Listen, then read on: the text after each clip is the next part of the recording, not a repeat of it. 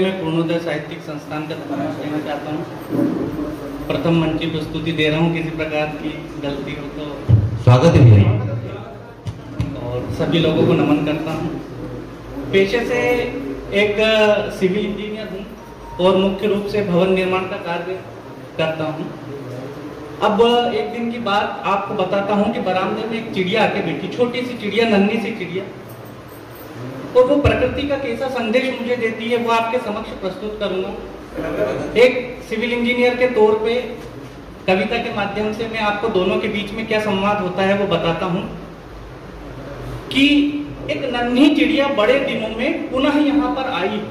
एक नन्ही चिड़िया बड़े दिनों में पुनः यहाँ पर आई है और नित्य नवपथ भ्रमण कर हजारों तिनके लाई। खोज रही स्थान यहाँ अपना महल बनाने को, शायद उसका मन अब है यहीं कहीं बस जाने को। मैंने पूछा संशय है क्या, अभी मुझे तुम बतलाओ। औरों के जैसे तुम भी समाधान मुझसे पाओ। वो बोली तुम कलाकार नव क्रियाकलाप करोगे और दोहन कर प्रकृति का मुझको आबाद करो।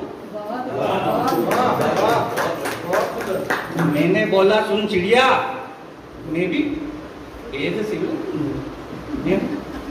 मैंने बोला सुन चिड़िया, तू क्या क्या काम करेगी?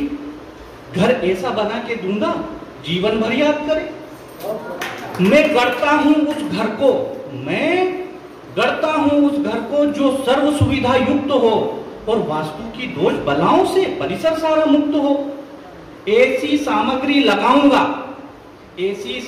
लगाऊंगा जो वर्षों तक बिन जंग रहे, और तू ही नहीं पीढ़ियां तेरी सदियों तक इसके संग रहे।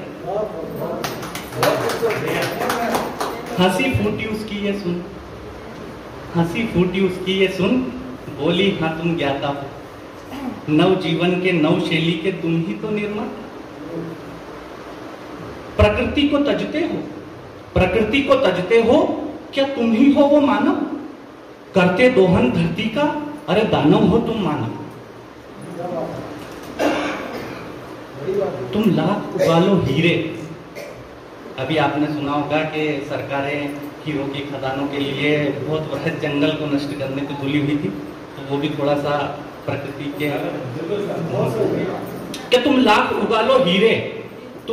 उगालो हीरे अपने घर की फुलवारी में, बिन वर्षा और पवन के फिर राख मिलेगी क्यारी। मैं वर्षा में भीगूंगी, सर्दी में भी ठिठरूंगी, गर हुआ प्रलय मौसम का तो सब कुछ मैं सहूंगी, पर निज स्वार्थ के खातिर प्रकृति को कष्ट न दूंगी। जो देती वो स्वेच्छा से, बस वह सामग्री लूंगी। मेरा बने आशियां कमतर में लह लूंगी, पर कष्ट मात्र को देके मैं कैसे खुश रह लूंगा। तुम करते नित निर्माण और होते हो विकसित। जब देती प्रकृति आघात फिर होते क्यों विचलित? अरे अब भी समय नहीं बीता, मानवता का काम करो और छोड़ प्रकृति का दोहन, मात समान प्रणाम करो।